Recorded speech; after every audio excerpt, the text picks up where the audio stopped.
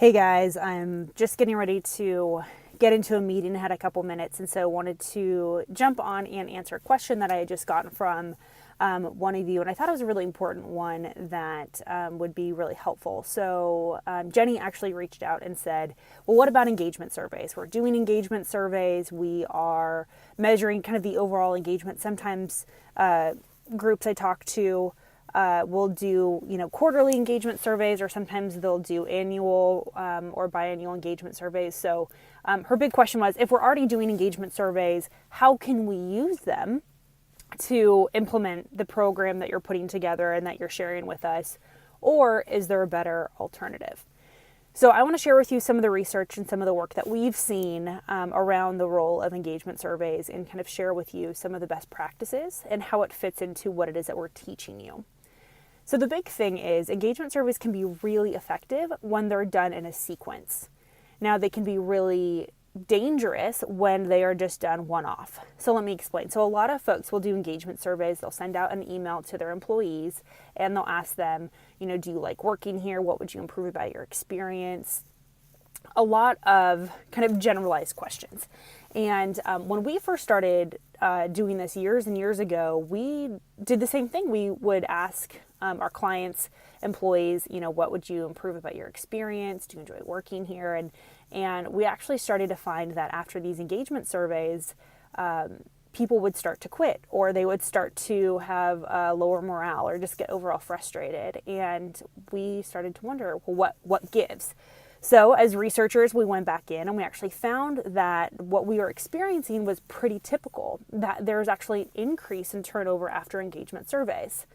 Now, why in the world would that be? Well, there's really two big reasons. The number one reason is that you're now increasing their awareness to how maybe unhappy they are, how frustrated that they are, and so now they're wanting to find an alternative.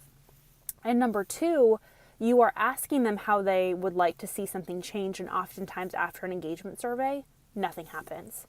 You don't tell them how you're going to use the information. You don't circle back with them and tell them about what changes you've made because of their input. It's a really kind of shallow snapshot into the overall health of an organization.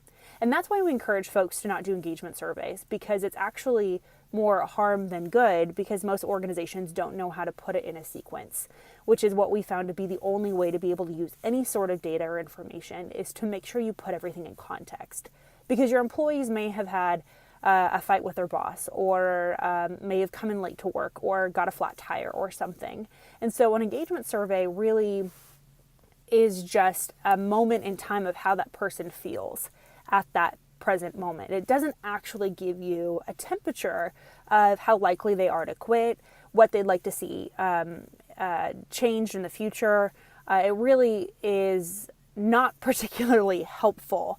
And so we're actually going to show you through our Retention Accelerator how to create a program that actually puts these types of surveys and engagements that maybe you're already doing. Maybe you like your engagement survey. Maybe you've enjoyed the information that you've gotten from it.